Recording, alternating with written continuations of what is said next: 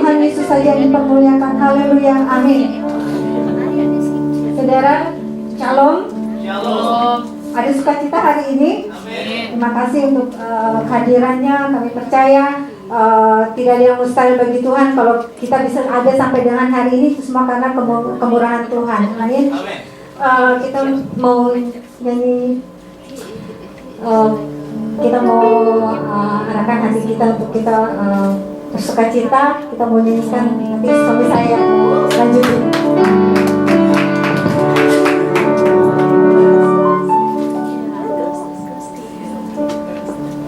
예수 찬양.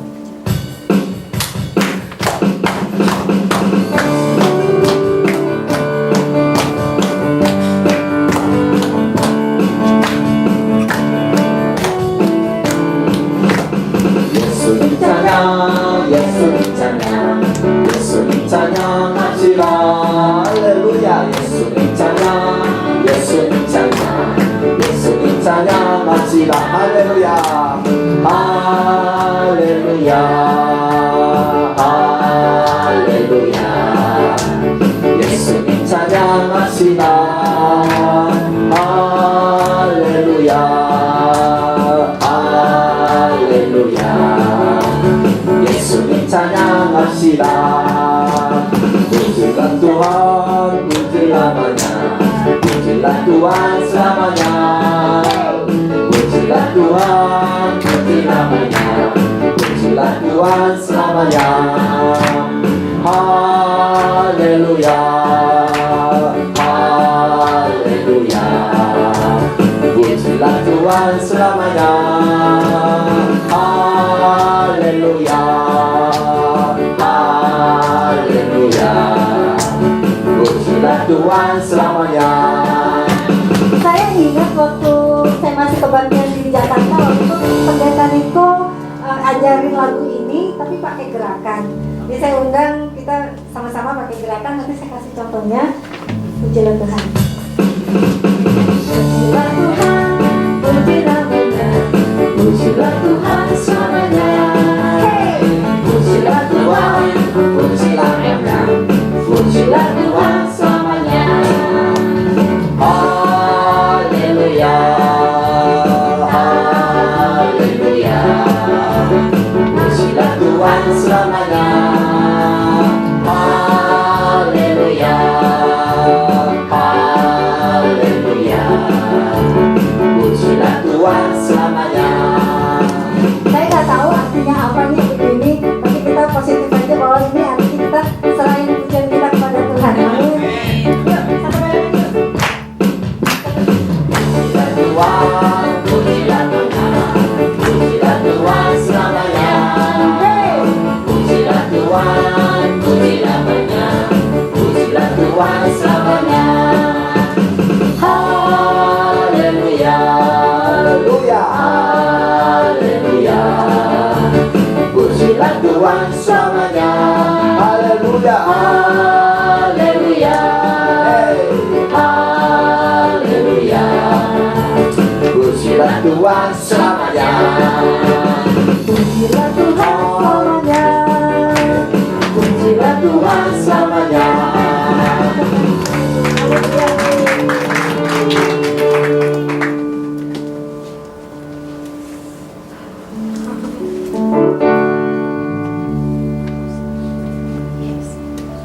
Hallelujah. Just continue to in the name of Jesus. Dalam nama Yesus. In the name of Jesus. Hallelujah. In the name of Jesus. In the name of Jesus. We have the victory. Amen. Hallelujah. In the name of Jesus. We want to have you free. In the name of Jesus. Tell me who can stand before us. In the name of Jesus, Jesus, we have the victory. Hallelujah. In the name of Jesus, in the name of Jesus, we have the victory. Amen. In the name of Jesus, in the name of Jesus, demons we have to flee. When we go in the name of Jesus, tell me who can stand before us. have the victory. Hallelujah. Dalam nama Yesus, we know the name of Jesus. When we cast out demon, we use the name of Jesus. If we know the name of Jesus, God can we use us. So many times I pray to God, Lord, let me know your name more.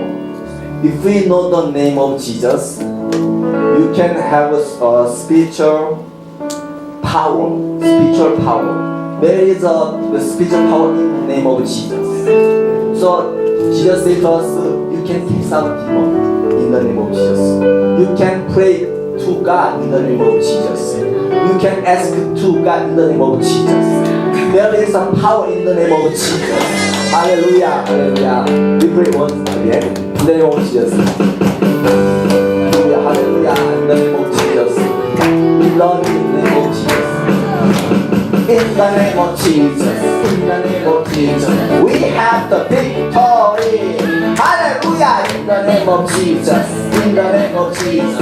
Demons we have to free. Hallelujah. When we go in the name of Jesus, tell me you can stand before us. In the name of Jesus, Jesus, we have the victory.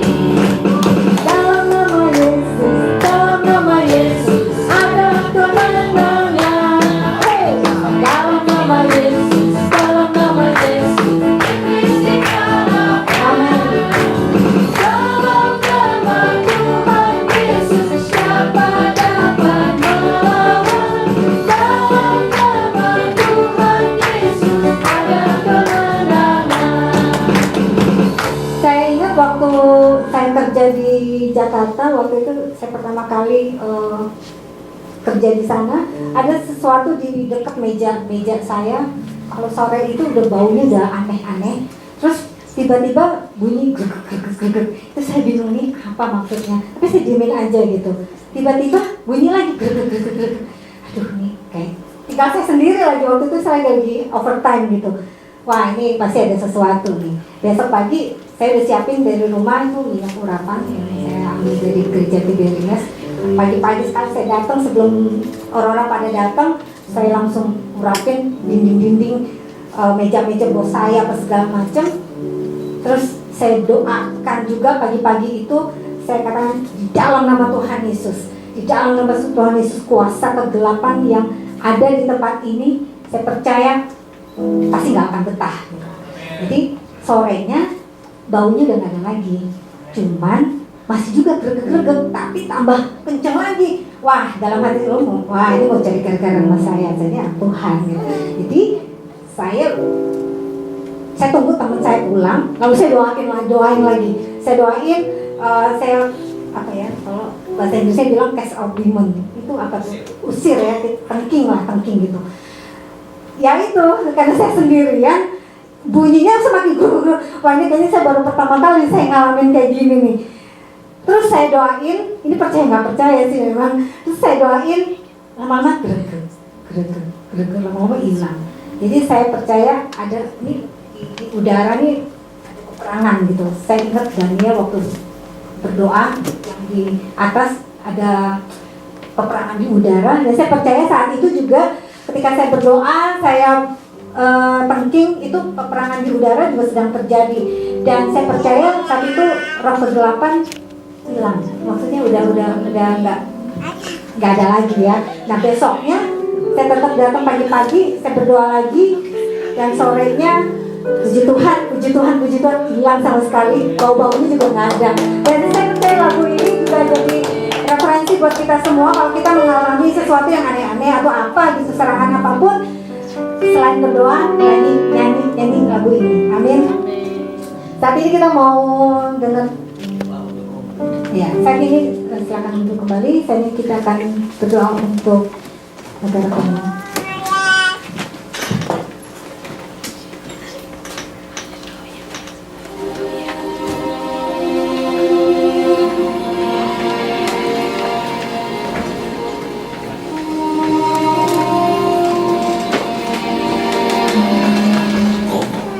Negara yang terletak di pusat Afrika ini sebelumnya dikenal dengan sebutan Zaire. Populasi penduduknya ada sebanyak 77,4 juta jiwa, dengan mayoritas mereka beragama Kristen. Karena itu Kongo termasuk negara kedua dengan populasi Kristen terbanyak di Afrika. Negeri ini pernah terlibat dalam perang African World War pada awal tahun 1998 yang telah memakan banyak korban jiwa. Jemaat Tuhan terus berdoa bagi pemulihan bangsa ini. Setiap luka yang ada di bangsa ini biarlah mendapat kesembuhan seperti janji Tuhan di dalam Maliaki 4 ayat 2. Tetapi kamu yang takut akan namaku, bagimu akan terbit surya kebenaran dengan kesembuhan dan berjingkrak-jingkrak seperti anak lembu lepas kandang. Amin.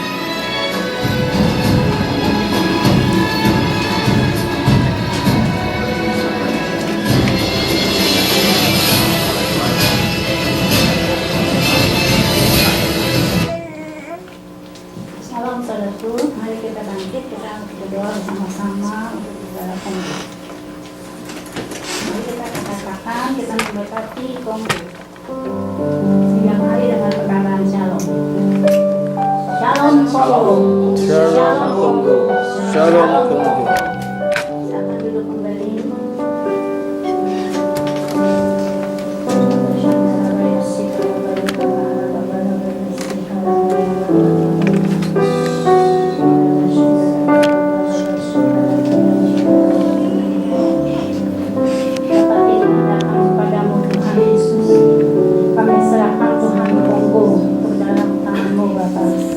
Kami percaya Tuhan Yesus, lawatan-Mu yang luar biasa terjadi di Kongo Tuhan. Mayoritas Kristen ada di sana Tuhan. Karena itu Bapak hari ini dari tempat ini, dari Korea, kami memberkati Tuhan Kongo Tuhan. Kami memberkati Tuhan Kongo supaya menjadi negara Tuhan yang menjadi berkat bagi negara-negara yang ada di sekitar mereka Tuhan. Hari-hari ini kami minta juga Kau curahkan Roh Kudus-Mu lebih dahsyat lagi Tuhan. Pentakosta yang ketiga itu terjadi Tuhan di Kongo Tuhan. Dan kami akan mendengar Tuhan lawatan Allah, mukjizat Allah Tuhan terjadi di Kongo Tuhan Yesus. Kami minta Tuhan pemerintahan yang bersih untuk Kongo Tuhan. Bapak peningkatan kehidupan ekonomi mereka Tuhan. Engkau Allah yang mencukupi segala keperluan mereka Tuhan, menurut kekayaan dan kemuliaan-Mu di dalam Yesus Kristus Tuhan. Tingkatkan Tuhan, bawa mereka Tuhan, bawa Tuhan pemerintahan next level Tuhan. Bela Kongo tidak lagi Tuhan dihina Tuhan, direndahkan oleh bangsa-bangsa lain, tapi Kongo Tuhan menjadi terang Tuhan Yesus, menjadi garam bagi negara-negara yang ada di Amerika Latin ini Tuhan. Terima kasih Tuhan, kami percaya Tuhan lawatan-Mu untuk anak-anak muda Tuhan. Bangkitkan Tuhan anak-anak muda, bangkitkan gereja-Mu lebih dahsyat lagi Tuhan Yesus. Dan kami mau melihat Tuhan, kalau Uganda dilawat oleh-Mu, Kongo juga akan dilawat lebih lagi Tuhan. Terima kasih Tuhan, kami bersyukur Tuhan Yesus. Terima kasih Bapak. Inilah doa kami untuk Uganda Tuhan. Biarlah shalom Tuhan Yesus, damai sejahtera Tuhan Yesus memenuhi negara Kongo, dijauhkan dari segala peperangan, dari segala kekerasan Tuhan. Terima kasih Tuhan. Dalam nama Yesus kami serahkan doa ini. Amin.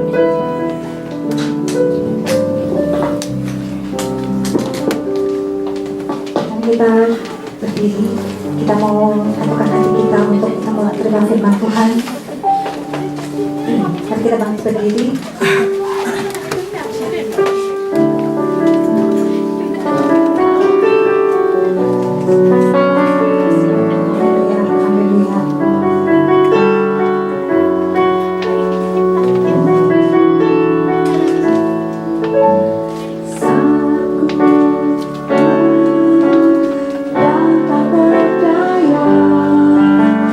Firman-Mu memberi kekuatan.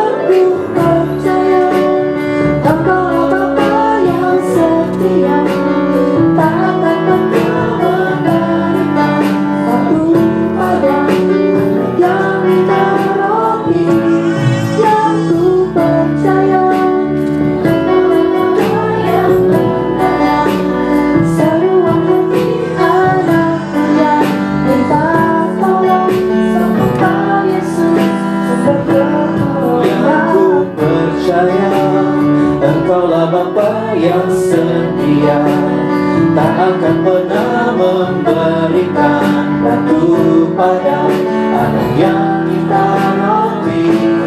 Yang ku percaya, Engkaulah Bapa yang mendengar seruan hati anakmu yang minta tolong. Sebab Engkau Yesus sumber pertolonganku. Sebab Engkau Yesus sumber pertolonganku. Sebab Engkau Yesus, Engkau Yesus sumber pertolonganku. Kami percaya anugerah dan rancangan Tuhan buat hidup kami adalah damai sejahtera, untuk memberikan hari depan yang penuh dengan pengharapan. Biarlah iman, pengharapan, dan kasih kami kepada Tuhan boleh semakin bertambah kuat. Dan hari ini kami percaya firman-Mu akan mengurapi kami semua. Kami percaya kuasa firman akan melepaskan kami dari setiap belenggu dan membawa kami masuk dalam pengenalan akan Tuhan yang lebih lagi dari waktu-waktu sebelumnya. Karena kami tahu tangan Tuhan sedang menuntun kami masuk kepada negeri perjanjian, masuk kepada tanah perjanjian yang Kau janjikan dalam hidup kami. Berbicaralah kepada setiap kami, ya Roh Kudus, urapi hamba dan urapi kami semua. Dalam nama Tuhan Yesus kami berdoa dan bersyukur. Haleluya. Amin. Silakan duduk.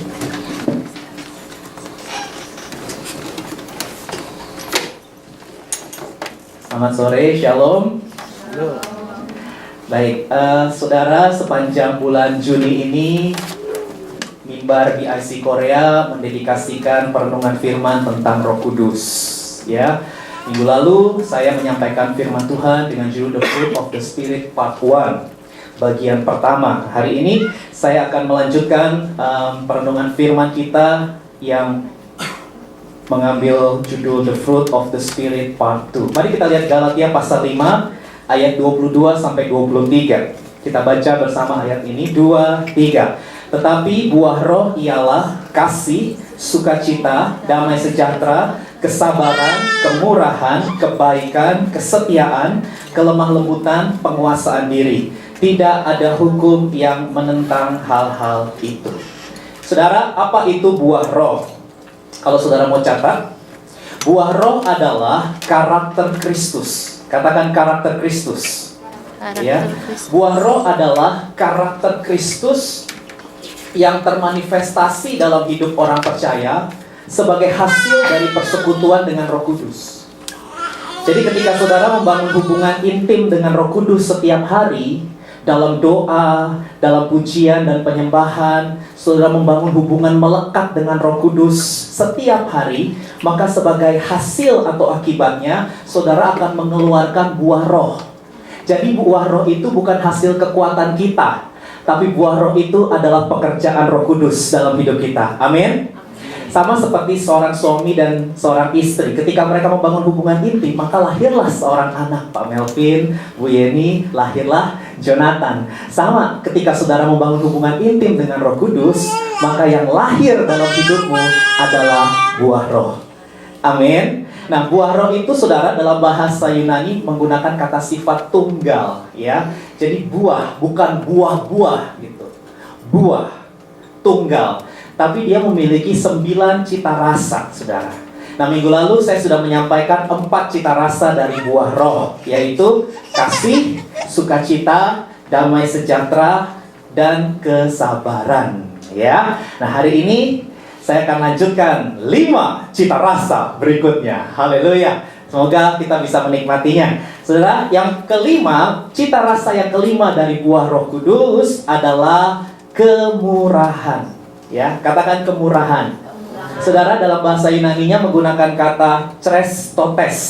Ya, chrestotes itu artinya sikap hati yang mau mengerti orang lain. Ya, mau mengampuni orang lain dan memberikan anugerah kepada orang lain. Nah, kalau saudara perhatikan Lukas pasal 6 ayat 36, di sana dikatakan, kita baca yuk 2, 3. Hendaklah kamu murah hati sama seperti Bapamu adalah murah hati. Haleluya. Tuhan yang kita sembah adalah Tuhan yang murah hati. Berapa banyak saudara yang setuju kalau Tuhan kita adalah Tuhan yang murah hati? Haleluya. Tentu kalau Tuhan tidak murah hati, kita semua nggak ada di tempat ini. Amin. Karena Alkitab berkata semua orang itu udah berdosa. Nah, saudara tahu yang namanya prinsip keadilan kan? Prinsip keadilan itu yang bersalah harus dihukum. Betul? Itu adil. Nah, saudara, Alkitab berkata kita ini semua sudah melawan, memberontak, melanggar firman Tuhan. Dan sudah layak dan sepantasnya kalau kita semua dihukum. Halo? Setuju? Kita layak masuk neraka. Bilang sama sebelah, kamu layak masuk neraka. Kalau mau bicara prinsip keadilan, kita semua harusnya mengalami maut, ya, hukuman kekal. Tetapi bersyukur karena Tuhan murah hati. Haleluya. Karena Dia murah hati, Dia tidak mau kita binasa, Dia tidak mau kita dihukum. Itu sebabnya Dia menjadi manusia. Yesus Kristus datang merelakan dirinya mati di kayu salib supaya kita yang percaya tidak binasa, melainkan beroleh hidup yang kekal. Amin. Berapa banyak dari saudara yang sudah mengalami kemurahan hati Tuhan dalam hidupmu? Boleh lambaikan tangan tinggi-tinggi? Wah, semua sudah ngalamin ya. Sekarang kasih tahu sama sebelahnya, murah hati juga sama orang lain. Karena Alkitab berkata, ya, karena kita sudah terlebih dahulu mendapatkan kemurahan Tuhan, marilah kita juga bermurah hati kepada sesama. Jadi kalau bicara tentang kemurahan, saudara, itu berbicara tentang orang lain. Nggak berbicara tentang diri sendiri. Musuh dari kemurahan itu adalah egois, memikirkan diri sendiri. Orang yang murah hati adalah orang yang mau melepaskan pengampunan kepada orang-orang yang menyakiti hatinya. Orang yang murah hati adalah orang yang mau melayani dan membantu orang lain tanpa pamrih, apa adanya, bukan ada apanya, saudara. Dan yang menarik ketika saya baca kitab Amsal, next Amsal 11 ayat 24, saudara. Dikatakan begini, ada yang menyebar harta tetapi bertambah kaya. Nah, ini gimana nih? Paradoks ya. Ada yang menghemat secara luar biasa namun selalu berkekurangan. Saudara, ketika saya cek The Message Bible menarik, saudara. Dikatakan gini, the word of the generous gets larger and larger. The word of the stingy gets smaller and smaller. Saudara, tadi saya sudah katakan, kemurahan hati tidak berbicara tentang diri sendiri. Kemurahan hati berbicara tentang others, berbicara tentang orang lain. Jadi pada saat saudara memberi, pada saat saudara membantu orang lain, saudara memberi tumpangan, saudara masakin orang, gitu ya. Sekarang di rumah misi ada banyak orang murah hati ya. Ya, dimasakin gitu ya, saudara. Ketika saudara menolong orang, melayani orang, Alkitab bilang dunia saudara akan semakin bertambah besar, besar, besar, besar, saudara. Jadi ketika saudara memerlukan bantuan, ketika saudara ada masalah nih, saudara ada problem nih, maka orang akan banyak mengulurkan tangannya untuk membantu saudara. Kenapa? Karena saudara dikenal sebagai orang yang murah hati. Sebaliknya kalau saudara orang yang pelit, stingy. Stingy itu apa sih? Hah? Apa stingy? Izin. Orang yang pelit, orang yang memikirkan dirinya sendiri, dikatakan dunianya itu akan semakin kecil, saudara. Orang yang pelit, orang yang egois, orang yang hanya peduli tentang dirinya sendiri, nggak pernah mau melayani, apalagi kalau nggak menguntungkan, gitu ya. Selalu pikirannya untung rugi, gitu ya, saudara. Maka akibatnya ketika dia memerlukan bantuan, ketika dia membutuhkan pertolongan, nggak ada orang yang mau mengulurkan tangannya untuk menolong dia. Kenapa? Karena selama ini orang mengenal dia sebagai orang yang sibuk dengan dirinya sendiri. Tanya sama sebelah, kamu yang mana? Gitu. Saudara, kata psikologi, orang-orang muda adalah orang-orang yang memikirkan dirinya sendiri, gitu, katanya. Ya, kalau menurut falsafahnya Abraham Maslow, ya, orang itu baru memikirkan tentang pelayanan, baru memikirkan tentang orang lain kalau dia sudah mapan. Jadi dia akan mengaktualisasi diri, ya, membuat yayasan sosial, bantu orang apa segala macam, itu nanti. Kalau dia sudah cukup sandang, pangan, papan, gitu. Kalau dia sudah mapan, udah punya rumah, udah punya uang sekian banyak dan lain sebagainya, dan itu biasanya di atas usia 40 tahun, saudara. Tapi tidak demikian dengan jemaat BIC. Meskipun saudara masih muda, saudara adalah orang-orang yang cinta Tuhan dan mau melayani. Amin. Saya tahu kalau lihat dari wajah saudara sih sebelum semuanya belum mapan semua gitu ya. Ada yang sudah mapan, ada juga yang belum gitu. Tapi yang menarik saudara, saya melihat ketulusan hati saudara melayani ya. Saya harus cerita tentang Esther yang di belakang sana saudara ya. Esther ini menyentuh hati saya, saudara. Ketika beberapa bulan yang lalu, yang tiba-tiba dia punya inisiatif untuk mengajarkan bahasa Korea kepada kita, gitu, tanpa uang, tanpa imbalan, saudara. Ya, jadi saya berpikir orang-orang seusia dia, hari-hari gini, itu mana mikir gitu untuk menolong orang, untuk bantu orang. Paling yang mereka pikirin adalah cari pacar, ya kan? Yang mereka pikirin gimana dandan lebih cantik, gimana menghabiskan uang untuk shopping buat dirinya sendiri, ya kan, waktu untuk kesenangan sendiri gitu. Pokoknya gak ada waktu lah untuk orang lain. Selalu memikirkan tentang bagaimana saya lebih ganteng, saya lebih cantik, saya disukai orang. Pokoknya saya gitu, orang-orang muda. Tapi saya bersyukur Esther adalah buah pekerjaan Roh Kudus ya, yang boleh dinyatakan di gereja kita. Saya kaget ketika dia menawarkan bantuan saudara untuk melayani kita, dan dia konsisten. Ya, sampai hari ini dia tetap melayani tanpa imbalan, saudara, free sebagai volunteer. Dia tepuk tangan dulu. Esther mengalami ini, saudara. Saya percaya nanti ketika Esther butuh bantuan, dia butuh pertolongan, saudara, akan ada tangan-tangan lain yang menolong dia, saudara. Bukan hanya kita, tapi saya percaya Tuhan akan bukain juga orang-orang yang dia nggak duga. Karena saudara, Tuhan itu maha tahu. Dia melihat sejauh mana hati kita, sejauh mana kapasitas kita. Orang bilang kita muda, jangan menganggap orang rendah karena muda. Kalau kita bisa jadi teladan dalam hal kebaikan, dalam hal kemurahan hati, maka Tuhan akan angkat kita ke level yang lebih tinggi. Amin. Haleluya. Yang berikutnya saudara, dikatakan berbahagialah orang yang murah hati karena mereka akan beroleh kemurahan. Dan yang keenam, saudara, buah roh berikutnya adalah kebaikan. Katakan kebaikan. Ya, agathosume. Agathosume artinya sikap hati yang bergairah karena kebenaran dan membenci kejahatan. Saudara benci nggak sama kejahatan? Halo? Iya, saudara benci nggak sama kejahatan ya? Saudara, kita berkata ketika kita bergaul dengan Roh Kudus, ketika kita intim dengan Roh Kudus, maka kita jadi cinta kebenaran dan benci dengan yang namanya kepalsuan, dengan yang namanya bohong, dengan yang namanya tipu daya, tipu muslihat. Kita jadi nggak seneng, saudara. Kita nggak seret kalau bergaul, berbisnis, ya, bekerja dengan orang-orang yang bengkok, saudara. Kita nggak seneng, ya, hati kita nggak damai, saudara. Kenapa? Karena kita sudah punya Roh Kudus dalam diri kita, dan sudah ada buah roh yang namanya kebaikan. Yang kita suka adalah bicara kebenaran. A ya A, B ya B. Alkitab bilang kalau ya katakan ya, kalau tidak katakan tidak. Jangan sumpah. Karena orang yang suka sumpah sedikit-sedikit swear, itu adalah orang yang suka bohong, saudara. Halo. Karena dia harus meyakinkan, sumpah demi geledek, kesamber, petir, apa sih kesamber. Itu orang itu pasti suka bohong kalau dia udah kayak begitu, saudara. Karena dia berusaha meyakinkan orang dengan yang ngeri-ngeri gitu, saudara. Itu pasti suka bohong, saudara. Karena Alkitab berkata, kalau hatimu berkata A, ya kasih tahu A. Masalah dia percaya atau nggak percaya, itu bukan urusan kita.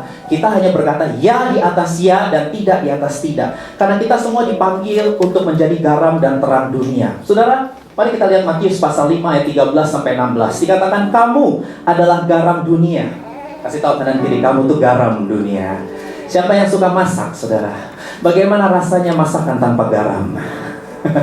Ya, nggak sedap ya, betul? Halo, nggak sedap. Salah satu fungsi garam adalah sebagai penyedap rasa.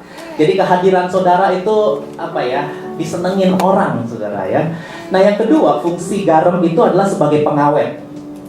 Jadi kalau orang Yahudi itu mau berpergian jauh, saudara, mereka biasanya bawa bekal, bawa daging, ya, ikan dan lain sebagainya. Mereka akan bubuhi garam di daging tersebut. Tujuannya apa? Supaya nggak cepat busuk. Supaya nggak cepat busuk, saudara. Itu gunanya garam sebagai pengawet, mencegah atau memperlama kebusukan, ya. Nah, saudara, Alkitab berkata bahwa pada masa-masa akhir manusia itu akan semakin jahat. Kalau sudah baca 2 Timotius pasal 3 ayat 1 sampai 5, di sana dikatakan manusia akan mencintai dirinya sendiri dan menjadi hamba uang, tidak peduli dengan orang tua, tidak peduli dengan orang lain, sukanya bertengkar, sukanya berkelahi. Ya, kemarin jam 1:30 pagi saya lagi nonton Brasil lawan Chile kan saudara ya, sama Ko Jeffrey. Itu ada suara ya, saya pikir apaan? Saya pikir lagi ngedukung Brasil sama Chile gitu. Jadi saya kita ngecek sampai keluar gitu ya. Itu suara jauh saudara, padahal rumah misi di sini itu suara tuh di luar, orang lagi berantem saudara. Lama lagi berantemnya ya. Kata yang ngerti bahasa Korea, saya nggak ngerti istilah-istilah kotor sih ya. Jadi orang itu udah keluar tuh semua kata-kata kotor Korea, kata Ko Jeffrey ya. Mungkin orang pabrik udah biasa ya, tahu kata-kata kotornya, makian-makian yang jorok, yang kotor itu semua udah keluar saudara. Ya. Saya bener lama mereka berantem, saya nggak lihat karena udahlah cukup lah ngedengar. Tapi kerasnya, minta ampun tuh jam 1:30 pagi gitu saudara.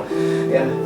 Saya nggak tahu apa yang terjadi dengan mereka, mungkin mereka lagi mabuk atau segala macam. Tapi hari-hari ini cukup sering sih melihat orang-orang yang berantem ya. Kita lagi di Imart, ya.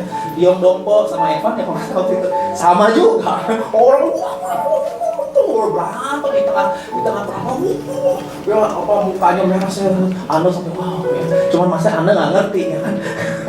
Dan bersyukur Evan juga nggak kepo gitu ya. Dia pasti tanya apaan sih, nggak tahu kan. Evan ini memang orang yang luar biasa ya. Jadi nggak mau tahu urusan orang, it's not my business gitu kan. Oh mereka berantem di depan umum saudara.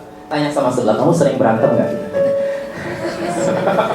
Nah hari-hari gini orang tuh suka berantem. Hari-hari gini tuh orang suka bertengkar. Ya, orang suka cari kesalahan orang untuk ngejatohin. Orang suka jadi pemfitnah, tukang bohong, ya dan lain sebagainya. Alkitab sudah katakan, jadi supaya jangan kaget. Nah, lalu siapa yang harus menghentikan kejahatan di dunia ini? Siapa yang harus mencegah kejahatan di dunia ini? Siapa yang harus memperlama penyebaran dari kejahatan di dunia ini, saudara? Jawabannya adalah kita, murid-murid Yesus. Kalau bukan kita, siapa lagi? Kalau bukan sekarang, kapan lagi? Ya saudara, kalau bukan saudara, siapa lagi? Saudara tuntut orang lain, ayo dong, kamu dong. Orang lain belum tentu mau, saudara. Yang harus memulai perubahan, itu adalah diri kita sendiri. Dimulai aja dari hal-hal yang kecil, ya. Kalau ya, katakan ya. Kalau tidak, katakan tidak. Saudara dalam berbisnis, dalam bekerja di pabrik, saudara yang kuliah di kampus, saudara berhubungan dengan orang lain, sementara semua orang mungkin sedang melakukan kebohongan, saudara tetap mempertahankan kebenaran. Dari situ, saudara mencegah, saudara memperlambat ya penyebaran kejahatan. Makanya di Roma pasal 12 ayat 21 dikatakan begini. Janganlah kamu kalah terhadap kejahatan, tapi kalahkanlah kejahatan dengan kebaikan. Ya, itu lagi seru itu. Kalahkanlah kejahatan dengan kebaikan. Ya. Ada 2 baby yang lagi ya sharing bersama ya. Yang satu ganteng, yang satu cantik ya. Haleluya. Nah, saudara, do not be overcome by evil, but overcome evil. Kalahkan kejahatan. Bagaimana caranya mengalahkan kejahatan? Dengan kebaikan. Kalau ada orang nipu saudara, saudara balas tipu, berarti saudara sama aja dengan dia. Halo. Kalau ada orang jahatin saudara, lalu saudara balas jahatin juga, berarti saudara sama aja membuat kejahatan semakin bertambah banyak. Tadinya cuma 1, saudara ikut-ikutan dia. Jadi 2. Iya kalau cuma 2, yang lain juga gitu. 3, 4, 5, 6. Jadi multiplikasi, bukan multiplikasi kebaikan, tapi multiplikasi kejahatan, saudara. Saya percaya saudara bukan orang jahat. Saudara adalah orang baik. Amin. Jadi kalau ada orang jahatin saudara, mari kita balas dengan Ada yang jawab. Ada yang jawab sih. Tolong dalam bahasa Korea. Kalau ada orang jahatin saudara, saudara balas dengan kebaikan. Yang kenceng dong, Hen. Iya. Kebaikan. Ya, hari ini berganti posisi ya. Biasanya saya ke kanan, sekarang saya harus begini. Agak repot jadi. Henry sekarang ada di sini ya, di belakang. Tapi saudara bisa melihatnya dengan jelas kan? Iya. Nggak ketutup kan ya, Esther? Kelihatan kan tetap ya. Saya geser sedikit ya. Ganteng soalnya hari ini Henry. Nah, saudara, marilah kita menjadi pembasmi kejahatan dan pembela kebenaran. Sebentar lagi mau nonton Transformer. Ya, jadi hero gitu ya. Mari saudara kita melakukan sesuatu yang berbeda dengan dunia ini ya. Mari kita melakukan sesuatu yang berbeda dengan dunia ini. Karena kita punya Tuhan dalam hidup kita. Karena Alkitab berkata tadi di ayat yang ke-16, dengan demikian semua orang akan melihat perbuatanmu yang baik dan mereka akan memuliakan Bapamu yang di sorga. Siapa yang pengen memuliakan nama Bapa di sorga? Lambaikan tangan tinggi-tinggi. Siapa yang pengen memuliakan nama Bapa di sorga? Semua, oke? Kasih tahu kanan kiri, berbuat baik sama orang lain. Amin. Berbuat baik, saudara, ya. Karena kita pikir kalau mari berikan kemuliaan kepada Tuhan, tepuk tangan ya. Ya padahal saudara nggak ada ayatnya sih sebenarnya memberi kemuliaan kepada Tuhan, tepuk tangan. Saya cari Kejadian sampai Wahyu nggak ada, saudara. Itu kayaknya ininya karismatik itu, apa ini nggak tahu lah. Itu bagian dalam liturginya gereja karismatik ya. Termasuk saya kadang-kadang jadi song leader juga gitu. Mari berikan kemuliaan kepada Tuhan dengan tepuk tangan gitu, saudara ya. Tapi sebenarnya Alkitab berkata kalau saudara mau memuliakan Tuhan, kalau sudah berbuat baik, sudah memuliakan Tuhan. Karena orang akan tanya, ya siapa Tuhan yang kita sembah? Ya mereka akan lihat dari cara ngomong kita, dari cara kita memperlakukan orang tua, dari cara kita memperlakukan suami, istri, mendidik anak, dalam kita bekerja, mengatur keuangan, mengelola kesehatan. Itu semua disorot orang, saudara ya, disorot sama orang. Gitu. Nggak cuma bagian kebaktian minggu doang, enggak. Tapi yang Senin, Selasa, Rabu, Kamis, Jumat, Sabtu, orang juga lihat, saudara. Orang juga perhatiin, gitu. Oleh karena itu saya percaya kalau kita semua mengasihi Tuhan, mari kita jadikan hari esok lebih baik dari hari ini. Amin. Itu prinsip orang yang mau berbuat baik. Yang ketujuh, saudara, berikutnya. Buah roh yang berikutnya, cita rasa berikutnya adalah kesetiaan. Ya, peito, pistis. Peito adalah merupakan keputusan teguh dan konsisten terhadap ikatan janji atau komitmen. Ya, dapat dipercaya dan jujur. Saya suka kata teguh, kokoh, ya, konsisten. Nggak gampang ini buah roh yang satu ini. Tapi kalau saudara memiliki ini, saudara pasti jadi orang sukses. Ya, Mother Teresa pernah berkata, aku nggak berdoa untuk kesuksesan, tapi aku berdoa untuk kesetiaan. Karena kalau aku setia, aku pasti sukses. Tapi orang sukses belum tentu setia. Kesuksesan bisa kita raih dengan berbagai macam cara, dengan menghalalkan segala macam cara, bahkan kita bisa meraih kesuksesan. Kita bisa dapat mungkin uang yang banyak seperti yang sudah pikirkan, saudara bisa dapat posisi yang bagus mungkin dengan cara apapun. Tapi untuk saudara mempertahankan kesuksesan itu, saudara butuh yang namanya kesetiaan, saudara. Kalau saudara dari awalnya udah nggak benar, saudara, tinggal tunggu tanggal mainnya. Karena apa yang kita tabur, itulah yang akan kita tuai. Ada sebuah prinsip yang mengatakan kalau saudara mau menuai buah yang namanya kepercayaan, maka saudara harus menabur benih yang namanya kesetiaan. Kalau saudara mau dipercaya oleh suami, dipercaya oleh istri, dipercaya oleh orang tua, mertua, teman kerja, pacar, sahabat, atasan, bos, dosen, ya kalau saudara mau dipercaya oleh orang lain, maka saudara harus memastikan dirimu sebagai orang yang setia, yang bisa dipercaya. Tanya sama sebelah, kamu bisa dipercaya nggak orangnya? Gitu. Ayo tanya, bisa dipercaya nggak? Kira dari tampangnya bisa dipercaya nggak? Omongannya apa, saudara ya?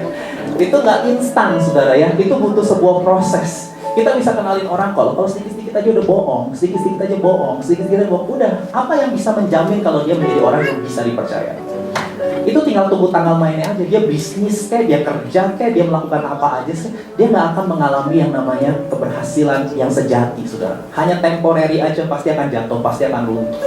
Kebohongan itu apa sih kata filsafat ya, kebusukan itu meskipun di apa sih, sesuatu yang busuk meskipun saudara kemas dengan apa, cover yang sangat cantik, yang sangat bagus, suatu saat akan ketahuan juga. Betul? Halo? Suatu saat pasti akan ketahuan juga, saudara. Dan saya percaya kita semua nggak mau mengalami itu. Ulangan pasal 28 ayat 13. Dikatakan Tuhan akan mengangkat engkau menjadi kepala dan bukan menjadi ekor. Engkau akan tetap naik dan bukan turun. Apabila kau mendengarkan perintah Tuhan Allahmu yang kusampaikan pada hari ini, kau lakukan dengan setia. Saudara, Alkitab berkata bahwa hari depan kita akan lebih baik dari hari ini. Amin. Alkitab berkata bahwa hari esok kita akan lebih cerah daripada hari ini. Siapa yang kepingin naik ke level yang lebih tinggi dalam hidupnya? Boleh lambaikan tangan tinggi-tinggi? Oke. Taruh tangan kanan saudara, bilang, aku mau jadi orang yang setia. Amin. Ya, haleluya. Saudara, jika sudah hidup setia, Alkitab berjanji kita akan menjadi kepala dan bukan menjadi ekor. Kita akan dipercaya oleh banyak orang. Lebih penting lagi, kita dipercaya oleh Tuhan. Kalau Tuhan sudah percaya sama kita, waduh, saudara, saya percaya segala pintu mujizat akan terbuka dalam hidup kita. Kalau kita percaya sama Tuhan, itu mah biasa. Tapi kalau Tuhan percaya sama kita, wow, saya percaya saudara, luar biasa hidup kita akan mengalami janji penggenapan dari firman Tuhan ini. Mazmur pasal 18 ayat 26 sampai 27 berkata begini, terhadap orang yang setia, engkau berlaku setia. Terhadap orang yang tidak bercela, engkau berlaku tidak bercela. Terhadap orang yang suci, engkau berlaku suci. Nah ini yang gak enak nih ayatnya nih. Tetapi terhadap orang yang bengkok, ya, yang gak lurus, ya, yang gak setia, yang gak jujur, yang gak bisa dipercaya, Alkitab berkata Tuhan bisa berlaku belat-belit. Saudara, waduh. Saya ketika baca ayat ini kaget juga, maka langsung saya cantumkan, saudara ya. Ternyata jalan hidup orang yang berbelat-belit, ya kalau saudara lihat ada orang kelihatannya rohani ya, sedikit-sedikit oh shalom, haleluya, puji Tuhan gitu ya. Tetapi hidupnya penuh dengan konflik batin, hidupnya penuh dengan hal-hal yang gak tenang, gak damai. Saudara, kita berkata penyebabnya itu ada di dalam hatinya. Sama orang berantem terus, gak pernah cocok sama siapapun, saudara. Sama yang ini berbenturan, sama yang itu berbenturan. Dan jalan hidupnya tuh, dia orang yang pintar mungkin, atau mungkin orang yang kaya, punya banyak uang, saudara. Tapi selalu saja mengalami benturan, selalu saja mengalami konflik, gak pernah bisa cocok dengan siapapun orang di dunia ini. Saudara, jangan salahkan, itu semua disebabkan karena hati yang bengkok, saudara. Oleh karena itu Alkitab berkata, mari kita luruskan hati kita. Mari kita jadi orang yang bisa dipercaya, orang yang setia, sehingga kita nggak perlu mengalami kehidupan yang berbelat-belit, saudara ya, berbelat-belit, ya, sampai babak belur, sampai berdarah-darah gitu. Saya percaya kekristenan yang sejati adalah kekristenan yang penuh dengan anugerah Tuhan. Yang kedelapan, saudara, cita rasa yang kedelapan dari buah roh yaitu lemah lembut. Ya, Kevin pernah share sama saya, kalau kita lemah lembut kita diinjak-injak orang. Setuju? Ya, saya juga gitu sih doktrin. Saya didoktrin ya. Kita tuh semua hasil dari doktrin, entah doktrin orang tua, doktrin guru kita, doktrin orang-orang figur-figur di atas kita. Saya nggak tahu figur-figur di atas saudara doktrin bagaimana ya. Ada orang doktrin kalau orang jujur pasti hancur, itu doktrin tuh. Ya, kalau orang lemah lembut pasti diinjak-injak orang, pasti ngalah, pasti dia akan dikalahkan. Setuju? Halo? Ya, dunia ini dunia yang kejam, jadi kita harus ikut kejam. Dunia ini sadis, jadi kita harus ikut sadis. Ya, kita itu di tengah serigala, jadi kita nggak boleh jadi domba. Kita juga harus jadi serigala. Ya, saling menerkam dan satu sama lain. Ya, the choice is yours. Pilihan di tangan saudara. Saya sebagai hamba Tuhan, saya nggak bisa paksa saudara untuk mempercayai kebenaran ini, saudara. Tapi yang jelas, Alkitab berkata lemah lembut itu artinya sikap hati yang mudah dibentuk, mudah diajar, dan mau berubah. Dan Matius pasal 5 ayat 5 berkata, next, berbahagialah orang yang lemah lembut. Siapa yang pengen bahagia? Ini harus lemah lembut, saudara. Ya, Alkitab bilang ini Yesus loh yang ngomong, bukan saya. Yesus yang ngomong ini kan khotbah di bukit. Yesus bilang, berbahagialah orang yang lemah lembut, karena mereka akan memiliki bumi. Ya, mereka akan memiliki bumi. Artinya bumi akan melimpahkan favor, melimpahkan perkenanan kepada orang-orang yang lemah lembut, saudara. Sekali lagi, lemah lembut, bukan lemah gemulai. Bukan berarti, kalau jadi orang Kristen harus, aduh ya, diinjek kakinya, aduh, saya sama tidak, diinjek lagi dong, diinjek lagi gitu ya, gitu. Jadi orang yang sedikit-sedikit maaf gitu ya. Belum tentu orang yang sedikit-sedikit maaf orang yang lemah lembut, belum tentu, saudara. Karena lemah lembut itu adalah orang yang mau terbuka. Ketika ditegur, ketika dikoreksi, ketika dikasih masukan, dia mau terbuka, saudara. Dan saya percaya, kita semua percaya, orang yang mau terbuka terhadap masukan pasti bisa jadi pribadi yang lebih baik. Amin. Kalau dia jadi pribadi yang lebih baik, dia bekerja, dia berbisnis, apapun yang dia kerjakan, pasti dia akan mengalami keberhasilan dan keberuntungan. Itu sudah menjadi hukum alam. Gak usah ngomongin Alkitab, semua orang juga tahu itu sebuah kebenaran, saudara. Kalau saudara mau mengalami yang lebih baik, saudara harus membuat dirimu menjadi lebih baik. Itu akan menjadi hukum yang sebab akibat. Dan Alkitab berkata, orang yang lemah lembut itu, saudara, itu ketika saya cek dalam teks Yunani-nya, saudara, itu menggunakan analogi seekor kuda. Jadi ada kuda liar, ya. Kata Sigmund Freud, semua orang punya gitu ya sisi keliaran dalam dirinya ya.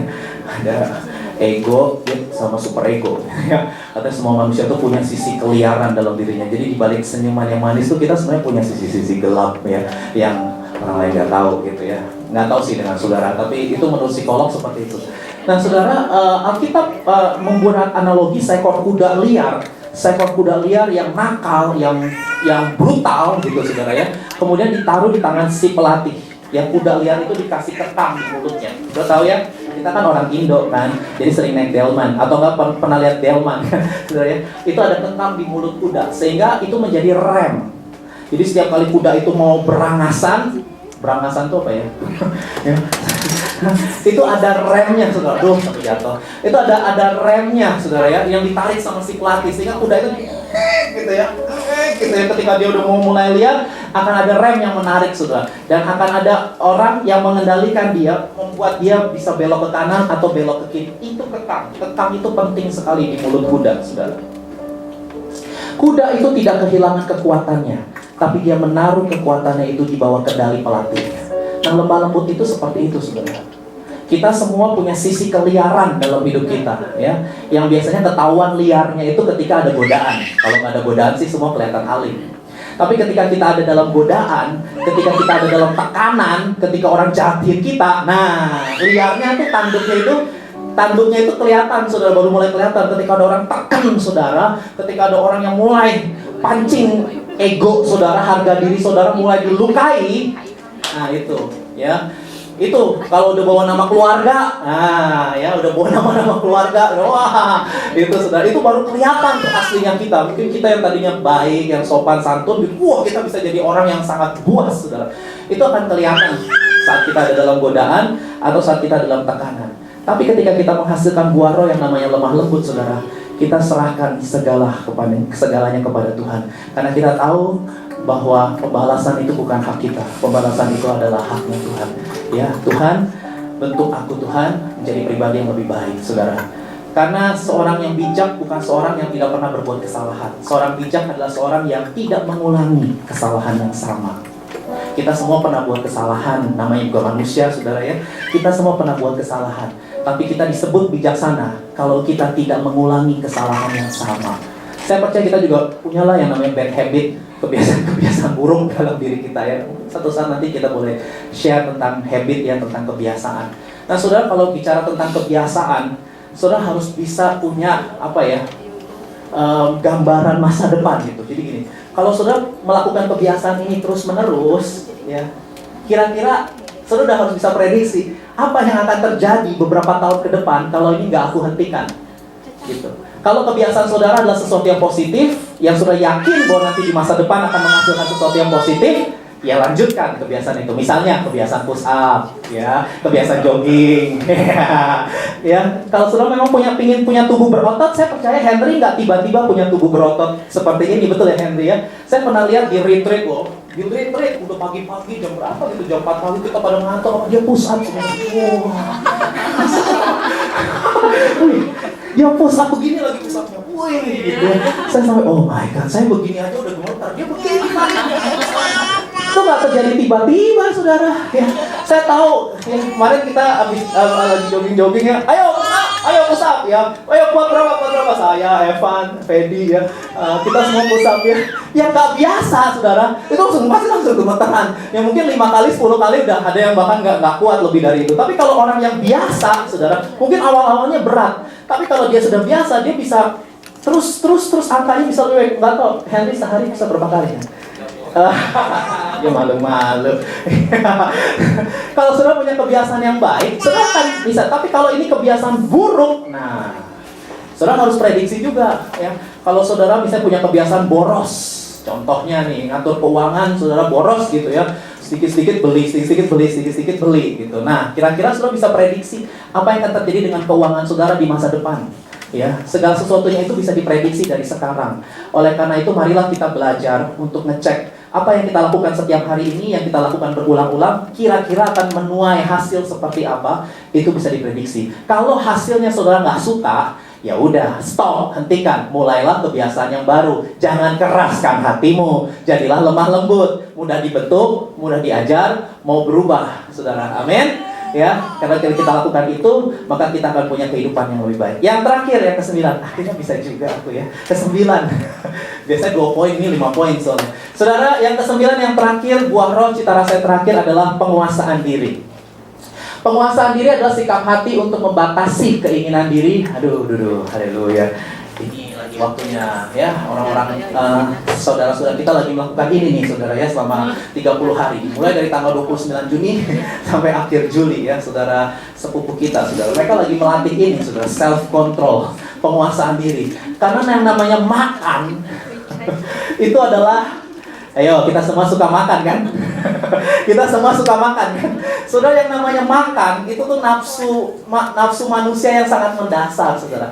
Nah kalau saudara mau dealing dengan dirimu sendiri, kalau saudara mau belajar untuk melatih tubuhmu untuk nggak selalu meladeni keinginan-keinginan daging, ya belajarlah untuk ini saudara, kendalikan dengan cara pantang misalnya. Mungkin nggak harus puasa seperti saudara sepupu kita yang jamnya itu ya dari subuh jam 4 mereka udah puasa sampai jam 6 sore gitu ya.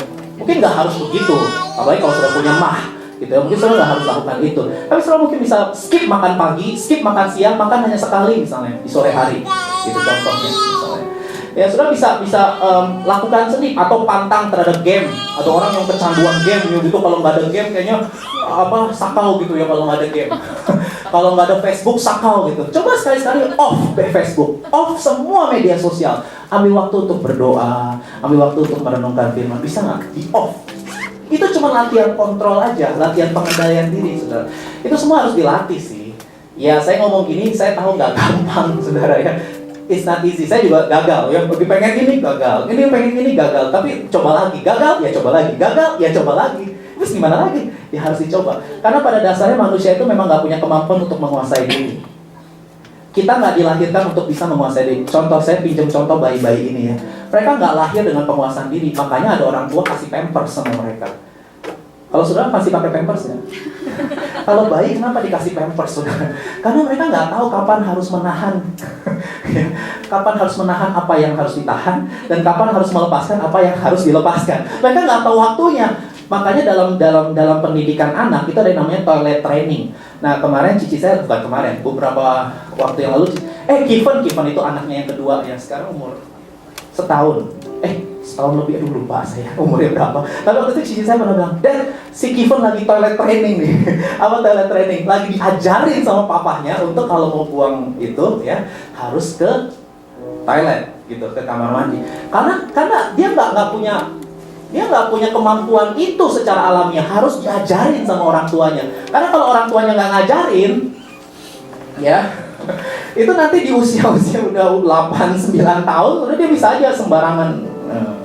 Ya, saya selalu dulu punya teman yang begitu gitu ya, punya kebiasaan buruk seperti itu. Saudara, tentu sebagai orang tua kita harus train anak kita, karena memang setiap orang tidak dilahirkan secara natural untuk menguasai diri. Kita semua bukan orang-orang yang bisa menguasai diri. Perlu latihan. Harus ada latihannya, saudara. Makanya coba next. Dikatakan,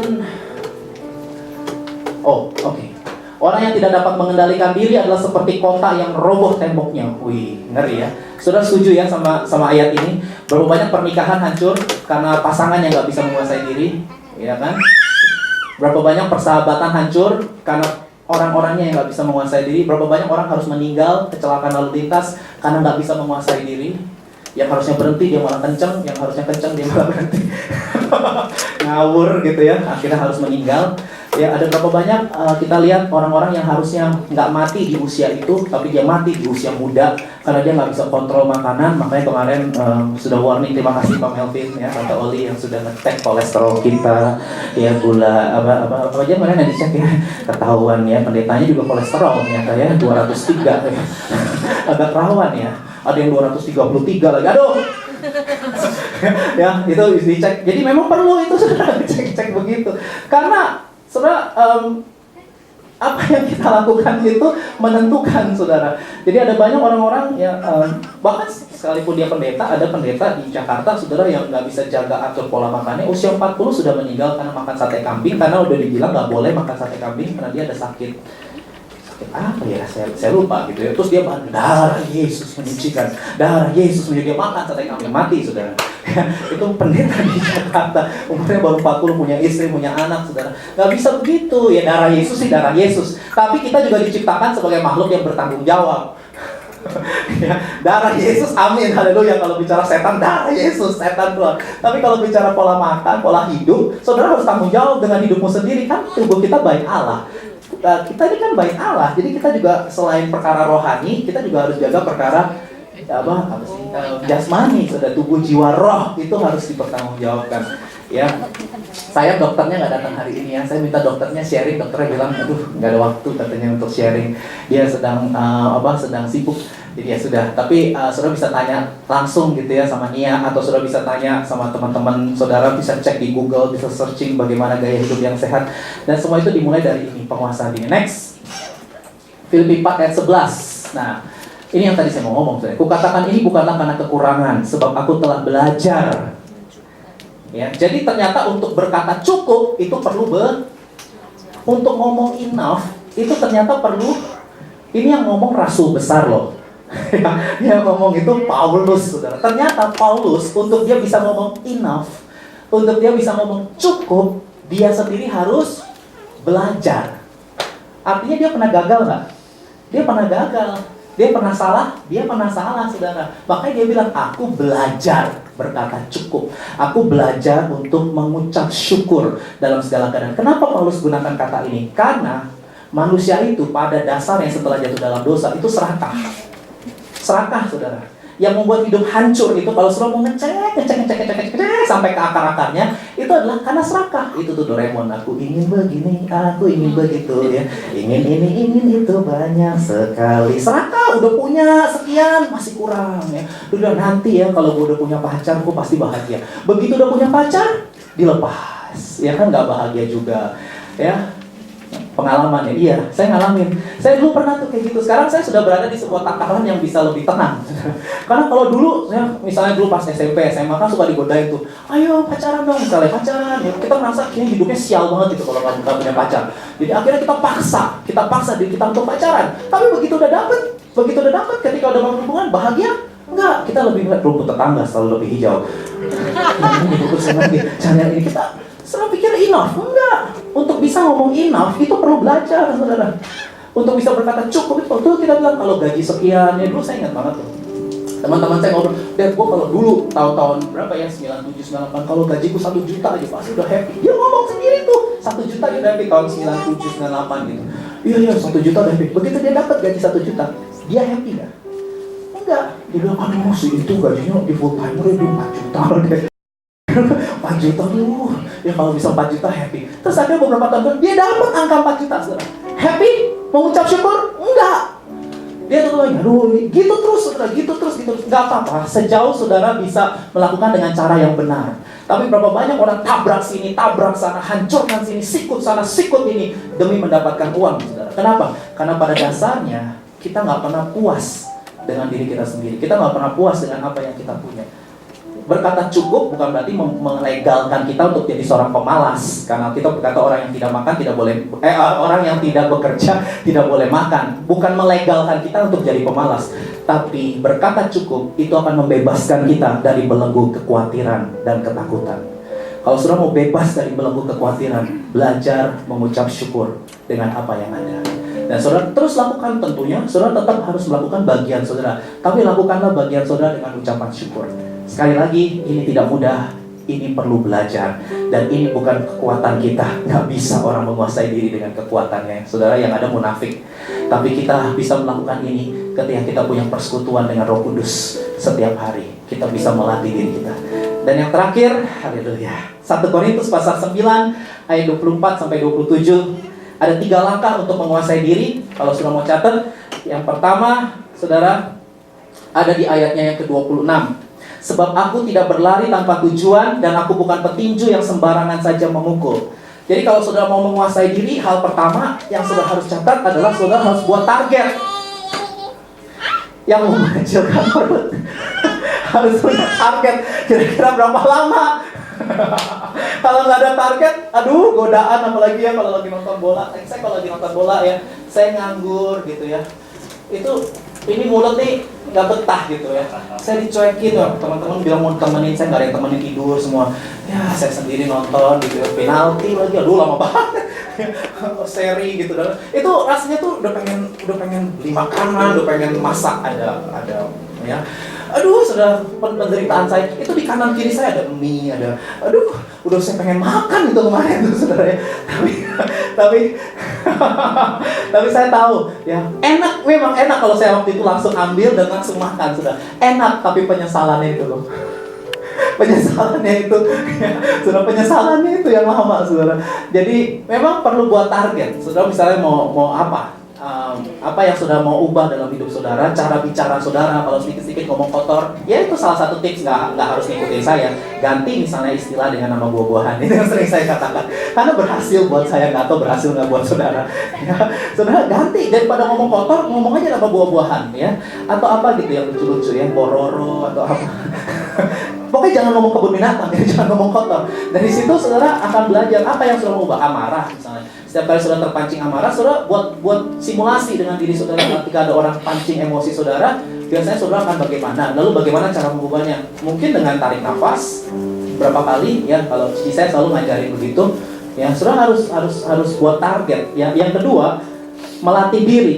Ayat 27. Tetapi aku melatih tubuhku. Jadi tubuh ini tuh harus dilatih, sudah harus dilatih tubuh ini. Karena kalau nggak dilatih liar dia.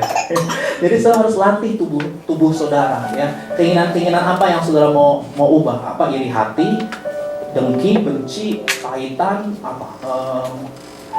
Keinginan dari mana yang selama ini masih susah saudara kalahkan? Nah, saudara harus tahu gitu. Gimana ya caranya ya? Kalau misalnya, karena saya punya pengalaman seperti itu. Saya dulu waktu SD SMP itu setiap kali ada orang ngomong sebuah kata gitu ya, saya pasti langsung marah ya. Kalau ada orang ngomong gitu ya, wah itu nggak bisa, pokoknya saya nggak mau ada orang ngomong kata itu. Tapi nggak bisa, mulut orang masa digembok ya. Orang mau ngomong apa aja ya suka-sukanya mereka bisa ngomong begitu. Lalu apa ya, saya harus latihan. Nggak gampang soal latihannya, karena saya udah pengen orang nggak ngomong gitu, tapi orang tetap ngomong. Ketika ketemu saya gitu, dia ngomong gini, lu kok gitu ya. Nah, itu saya kalau udah tegang gitu, saya harus belajar ini nih, melatih tubuh gimana ya caranya, supaya pas lagi kata-kata itu orang ngomongin lagi, saya bisa ya, saya bisa nggak langsung ini sepaneng, karena saya begitu sepaneng dengar kata-kata itu, nggak bisa saya terima kata-kata itu gitu. Nah, saya tuh punya pengalaman begitu. Nah, itu latihan saudara, nggak gampang saudara, itu perlu latihan. Nah, kalau saya itu tadi yang saya ceritain sama saudara, saya dilatih sama diri saya untuk tarik nafas dan hitung. Jadi menghitung, ya, hitungnya berapa sih anggotanya? Ya sebanyak mungkin 1, 2, 3, 4, 5, 6, 7, 8, 9, 10, 11, 12, 13, sampai capek di bibir gitu ya. Terus hitung, terus itu, sehingga waktu sepaneng itu saya bisa lebih tenang. Karena kalau kita nggak tarik nafas, nggak menghitung, ya itu tuh trik sih, itu tips maksud saya. Nggak semua orang begitu. Ada orang yang tipsnya bilang, kalau gue beda deh, gue kalau lagi marah gue pergi dari dia, lalu gue push up. Kalau marah gue push up. Dan ada lagi, kalau gue beda lagi, gue kalau udah lagi marah nih, gue nggak mau nyakitin dia, kan gue pergi, gue pukul tembok. Dia, yang penting gue nggak pukul dia kan, Den. Gue pukul tembok ya, dan dia nggak perlu tahu, Den. Jadi gue di tempatnya sembunyi, pukul tembok, sekencang mungkin. Yang penting kan nggak melukai dia, tapi melukai tembok dan melukai tangan saudara. Ya nggak tahu deh, saudara punya tips bagaimana. Tapi yang namanya tubuh itu, amarah, kedengkian, kebencian, itu perlu dilatih saudara ya, dengan berbagai macam cara ya. Memang harus buat action plan. Dan yang terakhir adalah disiplin saudara ya. Disiplin, saudara harus buat batasan-batasan. Ini juga saya tahu nggak gampang ya, tapi ya perlu belajar buat batasan ya. Saya ingat banget orang tua saya ngajarin, nggak tahu saudara setuju atau enggak ya. Pokoknya Dedi, ya lu kalau lagi ke rumah temen ya, kalau itu lawan jenis nggak boleh lebih dari jam 10 malam. Gitu.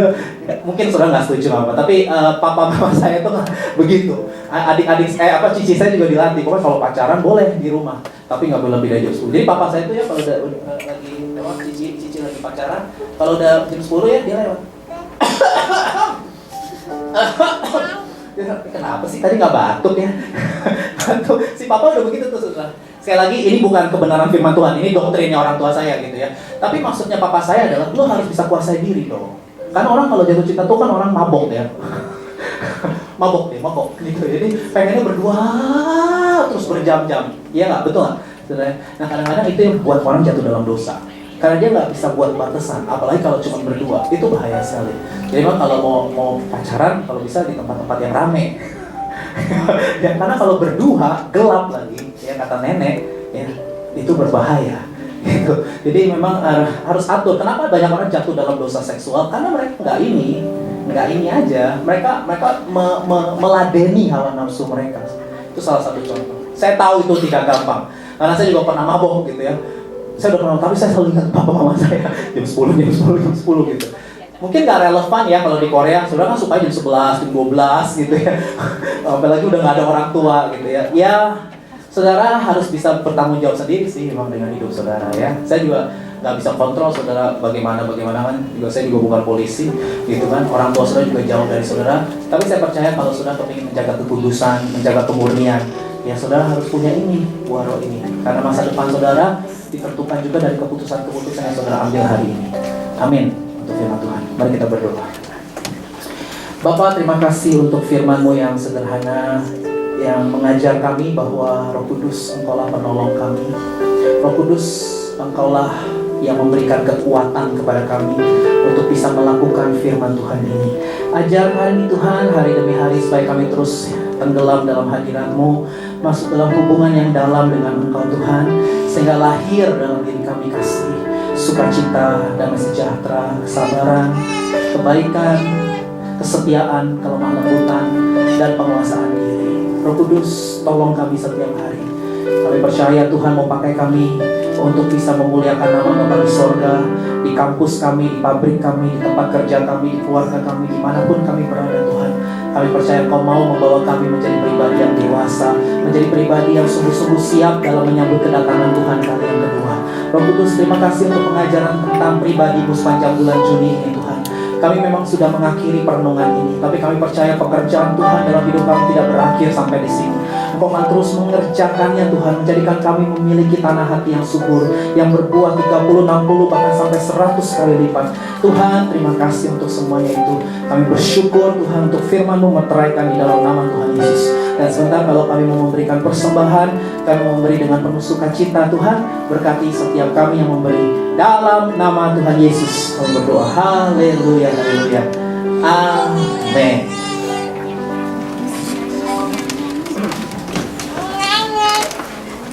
Baiklah, saudara, kita akan memberi persembahan.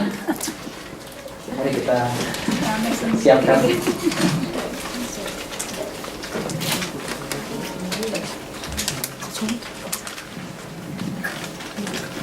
Selamat datang lagi Ibu Meli bersama Ariana ke kampung. Ya, ada bayi bule. Nanti foto bareng Jonathan ya, boleh ya? Nanti saya minta ya buat profile picture. Yang satu Asia ya, yang satu Western. Nah, jadi hari ini tuh launching bukunya Kak Erik, saudara ya, Hati Wanita Seperti Roti, ditandatangani oleh Ibu Linda Bumera, oleh Pak Ahok dan istri, dan lain sebagainya. Luar biasa ya, saudara ya. Nah, saudara bisa, karena bendahara kita nggak datang hari ini, jadi saudara bisa pesan sama saya bukunya. Saya udah siapin lembar kertas, saudara mau pesan berapa buku ya, minimal 5.000 won. Tapi kalau sudah bisa kasih, kalau Pak Melvin kasih ide 10.000, ya kan gajinya gede-gede, 10.000 ya boleh 10.000, karena uangnya akan di so sweet ya, Esther melayani ya. Dia melayani sebagai usher, sebagai lighting ya. Aduh, hatimu mulia sekali. Bahagialah pria yang mendapatkan wanita seperti ini. Hatimu seperti roti apa ya? Pari bucket. Cari wanita yang suka melayani susah loh ini ya. Akhir zaman loh ini. Apaan sih? Oke. Nah, jadi saudara bisa pesan buku. Nah, berikutnya saudara, tolong ya, jangan golput.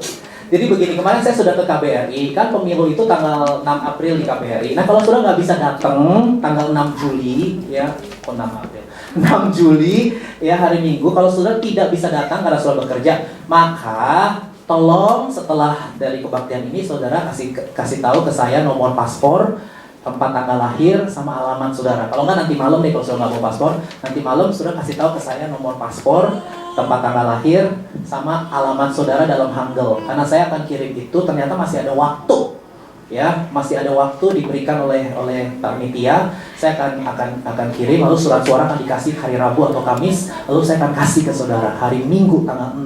Kalau sudah nggak bisa datang hari Minggu, berarti sebelum hari Minggu saya akan datangi saudara. Saya akan kasih surat suaranya, untuk surat coblos kasih ke saya lagi. Saya akan kirim melalui pos, saudara. Karena perhitungan suara itu ternyata tanggal 13. Masih ada waktu ternyata untuk kita coblos. Tolong kali ini jangan golput. Kalau yang dulu golput, yang ini jadi persaingan antara terang dengan gelap ini tinggal 2 gitu saudara. Ini tinggal 2. Ya. Sekali lagi 2 ya. Jadi saudara, 2 cari pemimpin yang rekam jejaknya sudah terbukti, ya, yang tidak punya cacat di masa lalu, yang sampai sekarang ya nggak punya tuduhan-tuduhan di masa lalu. Yang saudara harus perhatiin koalisinya dia sama siapa aja, ya, teman-teman di belakang dia siapa mereka, bagaimana track recordnya selama ini. Nah itu saudara harus ngecek tuh koalisinya sama siapa gitu. Nah berarti kira-kira menteri-menterinya kayak gimana, ya itu dari koalisinya itu. Gitu. Jadi saudara tinggal 2 gitu ya. Jadi saudara harus ngerti tinggal 2. Cuman 2 ininya persaingan itu kan ada banyak, sekarang cuman 2. Nah, dan Pak Niko gembala pembina kita juga meminta kita untuk melakukan puasa sampai tanggal 9 Juli, ya, untuk 2 pasangan ini, ya, saudara, merendahkan diri dalam puasa. Puasa bisa skip makan pagi, skip makan siang. Kalau saya sih sudah lakukan dalam beberapa minggu ini gitu ya, saya skip makan pagi dan skip makan siang. Jadi hanya makan di sore hari gitu ya. Saya lagi lakukan itu beberapa minggu ini. Puasa 2 makan. Iya, saya skip 2 makanan. Pasti. Oke, baik. Nah, saudara, sekarang yang terakhir kita mau mengutus ya Bapak Jeffrey Hasan yang akan for good kembali ke Jakarta pada hari Rabu tanggal 2 Juli. 2 juga. Tanggal 2 Juli. Ada apa dengan 2 ini? Dari tadi 2 terus ya. Nah, tanggal 2 Juli Pak Jeffrey akan kembali. Saya undang Pak Jeffrey untuk maju ke depan. Kita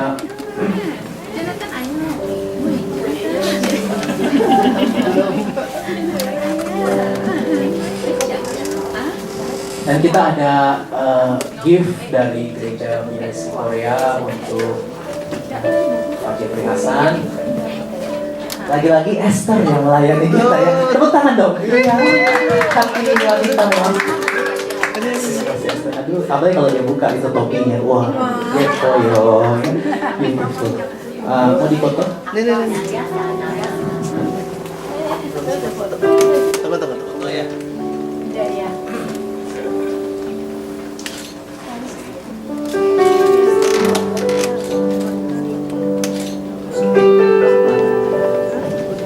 Puji Tuhan, Ko Jeffrey ini adalah buah dari pekerjaan Tuhan di BIC Korea, ya. Karena tahun lalu bulan September, Ko Jeffrey mengambil keputusan untuk dibaptis selam di BIC Korea. Boleh tepuk tangan, saudara ya. Jadi ada 2 orang yang dibaptis selam di gereja ini. Yang pertama Mas Ali, beliau yang tadinya belum percaya, dibaptis. Dan orang kedua itu adalah Ko Jeffrey. Ya. 2 orang. 2 orang. Iya 2 orang. Bulan September 2 orang. Emang sakti ya, jadi waktu pinter-pinter sekarang dia udah cerdas, udah tahu tuntunan Tuhan sekarang ya. Nah, saudara, jadi kita mau dengar kesaksian dari Ko Jeffrey selama ini di Korea bagaimana, lalu kesannya di BIC Korea bagaimana ya. Dan kita akan doakan bersama-sama.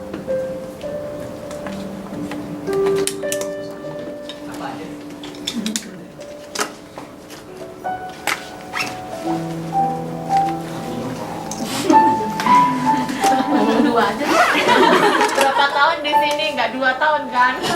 Sampai di sini. Tuh, Nathan.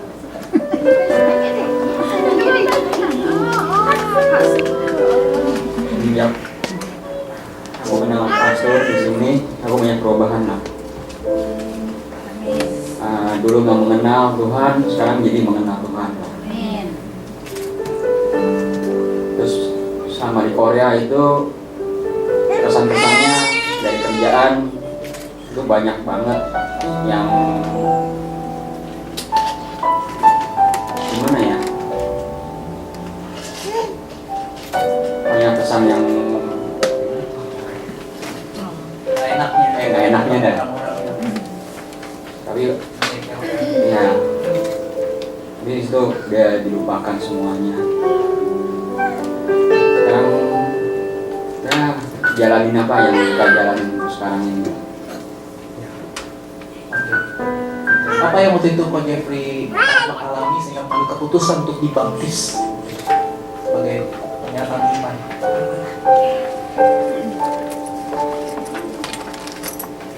Mungkin panggilan itu dari Tuhan. Amin. Ya, komitmen untuk sungguh-sungguh dengan Tuhan ya. Oke. Baik,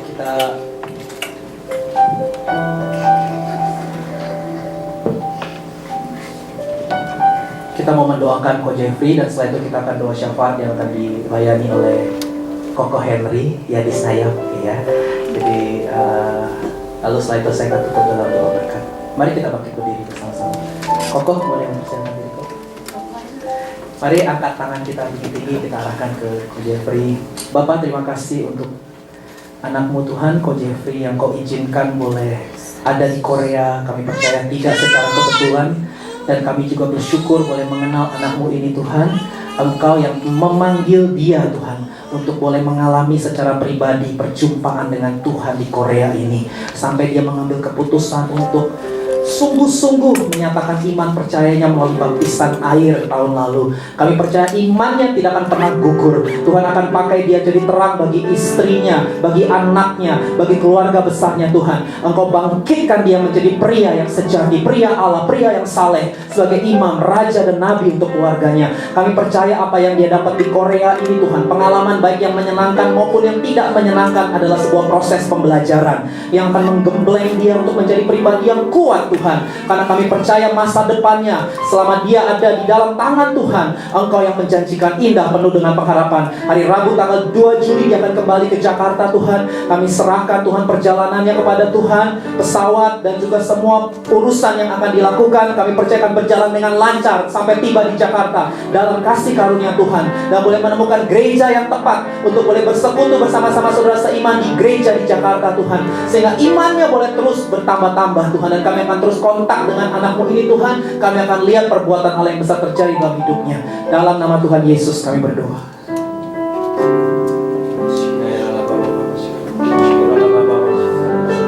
Mari sembah Tuhan, mari sembah Tuhan. Saya undang semuanya untuk sembah Tuhan pada sore hari ini. Oh ya Allah, Bapak Syukur ya Allah, Bapak ya Allah, sama-sama kata. Bagi bangsa ini kami berdiri dan membawa doa kami kepadamu. Sesuatu yang besar pasti terjadi dan mengubahkan negeri kami, dan hanya namamu Tuhan ditinggikan atas seluruh bumi. Bagi bangsa ini kami berdiri dan membawa doa kami kepadamu. Sesuatu yang besar pasti terjadi dan mengubahkan negeri kami, dan hanya namamu Tuhan ditinggikan atas seluruh bumi, dan hanya namamu Tuhan ditinggikan. Oh, hanya namamu Tuhan ditinggikan atas seluruh bumi. Baik, kita berikan kemuliaan bagi Tuhan. Satu hati Tuhan. Tuhan, kami mau berdoa buat bangsa Indonesia Tuhan Yesus. Kami bersatu hati buat bangsa Indonesia Tuhan. Kami berdoa secara khusus buat pemilihan umum yang akan dilaksanakan pada tanggal 6 Juli Tuhan Yesus. Kami percaya Tuhan pemilihan umum ini akan berjalan dengan baik Tuhan Yesus. Siapa pemimpin yang akan di bangsa ini Tuhan, kami percaya Tuhan ini Engkau akan menuntut Tuhan pemimpin yang takut akan Engkau Tuhan. Pemimpin yang akan percaya pada Engkau Tuhan Yesus. Kami percaya Engkau akan membawa bangsa Indonesia untuk terjadi pemulihan Tuhan. Kami percaya akan terjadi reformasi yang besar-besaran Tuhan. Kami percaya juga Tuhan kami jiwa-jiwa yang dipulihkan Tuhan Yesus melalui pemilihan umum ini Tuhan Yesus. Kami berdoa buat rakyat-rakyat Indonesia Tuhan yang mungkin mereka berbeda suara Tuhan. Kami percaya Tuhan Engkau berikan roh satu kesatuan Tuhan Yesus. Kami mau hancurkan roh pemecah belah yang ada di Indonesia Tuhan. Kami mengucap syukur Tuhan Yesus akan bangsa Indonesia Tuhan, bangsa Indonesia menjadi bangsa pilihan Tuhan Yesus. Kami percaya Tuhan Yesus akan terjadi reformasi Tuhan. Kami berdoa juga buat gereja-gereja yang ada di Indonesia Tuhan Yesus, biar mereka juga boleh bersatu hati Tuhan, bukan terjadi pecah belah Tuhan Yesus. Buat semua para pemimpin gereja yang ada Tuhan, buat para gembala-gembala sidang yang ada Tuhan, biar mereka juga bersatu hati untuk mendoakan bangsa Indonesia Tuhan, biar mereka bisa memberikan visi dan misi yang berasal daripada untuk semua jemaat-jemaat yang ada Tuhan Yesus. Kami juga berdoa untuk memberantas semua kemiskinan yang ada dan masih di Indonesia Tuhan. Kami berdoa untuk orang-orang perzinahan yang masih ada di Indonesia. Kami juga berdoa untuk penyakit yang tidak masih di Indonesia Tuhan Yesus. Kau jangan Tuhan semua orang-orang yang sakit Tuhan. Kami percaya Tuhan roh kesembuhan masih terjadi Tuhan Yesus. Kami percaya mujizat itu boleh terjadi. Kalau 2000 tahun sudah Tuhan kau banyak mengadakan banyak mujizat. Kami percaya juga mujizat boleh terjadi sampai tahun ini Tuhan Yesus. Kami juga berdoa buat kuasa-kuasa kegelapan Tuhan. Praktek-praktek itu kegelapan yang masih ada di Indonesia Tuhan. Kami berdoa buat mereka semua. Kami mau hancurkan Tuhan buat kuasa-kuasa kegelapan yang ada Tuhan. Biar hanya nama-Mu yang dipulihkan, biar hanya nama-Mu yang ditinggikan di dalam bangsa Indonesia ini Tuhan Yesus. Kami berdoa juga Tuhan buat khusus gembala pembina kami itu gembala Insinyur Niko Hasil Tuhan Yesus. Kami percaya Tuhan Yesus Bapak kami memberkati dia secara luar biasa Tuhan. Pakai secara luar biasa sekarang lagi Tuhan Pak Niko Tuhan Yesus. Pakai dia Tuhan, berikan hikmat yang berasal daripada-Mu Tuhan Yesus. Kami juga berdoa buat Pak Johan Handoyo Tuhan Yesus, dimanapun dia berada Tuhan, di Singapura Tuhan, berikanlah dia kemampuan yang maksimal Tuhan Yesus. Biar roh sukacita senantiasa boleh melingkupi keluarganya Tuhan Yesus. Kami juga berdoa buat wakilnya Pak Harun Tuhan Yesus. Kau juga berkati dia Tuhan Yesus dengan kesehatannya juga keuangan semuanya Kau berkati Tuhan buat keluarganya Tuhan, terbungkus dalam kuasa darah-Mu Tuhan. Biar roh sukacita juga boleh ada yang mengalir tengah-tengah keluarga ini Tuhan. Kami juga berdoa Tuhan buat gereja BIC saat ini Tuhan Yesus. Kami percaya Tuhan Kau menaruh gereja BIC di Korea bukan suatu kebetulan. Kami percaya rencana yang besar akan terjadi di gereja ini Tuhan Yesus. Kau kirimkan jiwa-jiwa yang baru di gereja ini Tuhan Yesus. Kau lihat Tuhan Yesus semua pelayan-pelayan yang ada di gereja ini Tuhan Yesus. Kami bersatu hati Tuhan, kami berseru kepadamu Tuhan, agar Kau mengalirkan belas kasihan-Mu kepada gereja ini Tuhan Yesus. Terima kasih Bapak, kami mengucap syukur atas kebaikan-Mu dan kemurahan-Mu. Terima kasih Tuhan. Terima kasih Tuhan. Sekarang buka hati dan tengadakan kedua belah tanganmu dan terimalah kasih karunia dari Allah Bapa, berkat dan pertolongan dari Tuhan Yesus Kristus, dan persekutuan yang hidup dengan Roh Kudus akan terus menguatkan dan meneguhkan langkahmu. Apa saja yang kau perbuat berhasil dan perjalanan hidupmu beruntung mulai dari sekarang sampai Maranatha. Datanglah segera ya Tuhan Yesus. Kami semua merindukanmu. Dalam nama Yesus semua diberkati, sama-sama berkata amin. Haleluya. Tuhan Yesus memberkati. Sabar dulu. Hai, Cici.